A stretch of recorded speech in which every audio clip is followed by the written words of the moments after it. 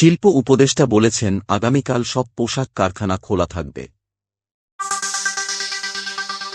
গণতান্ত্রিক ছাত্রশক্তির সকল কমিটি ও কার্যক্রম স্থগিত ঘোষণা।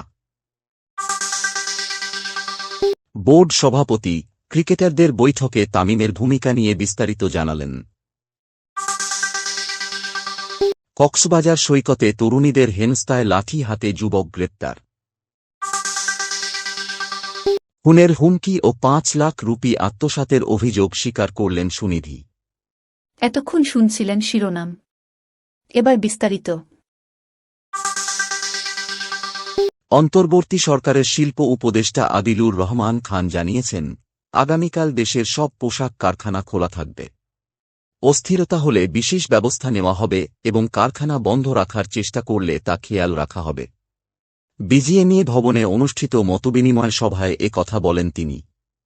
শ্রম উপদেষ্টা আসিফ মাহমুদ সজীব ভূঁইয়া জানান, শ্রমিকদের অভিযোগ সমাধানে একটি কমিটি গঠন করা হয়েছে এবং শ্রমিকদের জন্য রেশনিং ব্যবস্থা চালু করার পরিকল্পনা রয়েছে।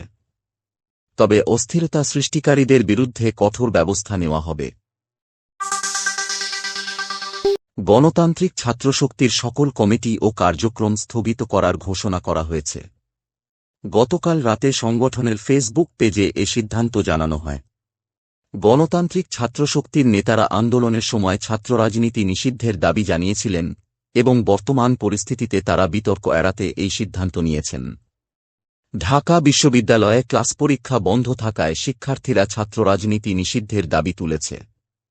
সংগঠনের নেতারা জানান, তাদের মূল লক্ষ্য পূরণ হওয়ায় কমিটি ও কার্যক্রম স্থগিত করা হয়েছে।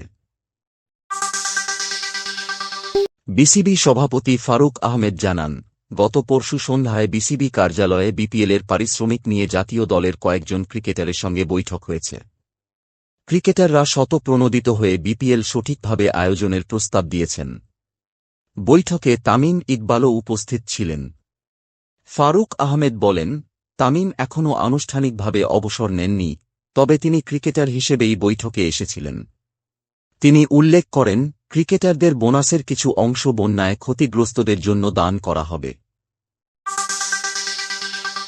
কক্সবাজার সমুদ্র সৈকতে 2 তরুণীকে লাঠি দিয়ে মারধর ও হেনস্থার ভিডিও সামাজিক যোগাযোগ মাধ্যমে ছড়িয়ে পড়ার পর পুলিশ মোহাম্মদ ফারুকুল ইসলাম নামের এক যুবককে আটক করেছে।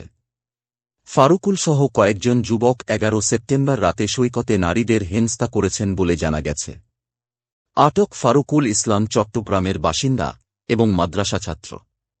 তিনি এবং তার সহযোগীরা বৈষম্যবিরোধী ছাত্র আন্দোলনের সমন্বয়ক হিসেবে দাবি করে বিভিন্ন তৎপরতা চালাচ্ছিলেন। পুলিশ ভিডিও দেখে তাকে শনাক্ত করে গ্রেপ্তার করেছে এবং অন্যান্য সংশ্লিষ্টদের খোঁজার চেষ্টা করছে। পশ্চিমবঙ্গের সঙ্গীতশিল্পী সুনিধি নায়েক প্রতারণার শিকার হয়েছেন। তাকে হত্যা ও ছবি প্রকাশের হুমকি দিয়ে 5.5 লাখ রুপি আদায় করা হয়েছে। সুনিধি শান্তিনিকেতন থানায় অভিযোগ করেছেন এবং সামাজিক যোগাযোগ মাধ্যমে বিষয়টি নিশ্চিত করেছেন। তিনি জানান, ভয়ঙ্করভাবে ডার্ক ওয়েবের ভয়ভীতি দেখানো হয়েছিল। সুনিধি জানিয়েছেন, প্রথমে তিনি ভেবেছিলেন সিবিআই পুলিশ যোগাযোগ করেছে, কিন্তু পরে বুঝতে পারেন যে এটি জালিয়াতি। পুলিশের তদন্ত চলছে এবং সুনিধি অপরাধীদের শাস্তির দাবি করেছেন।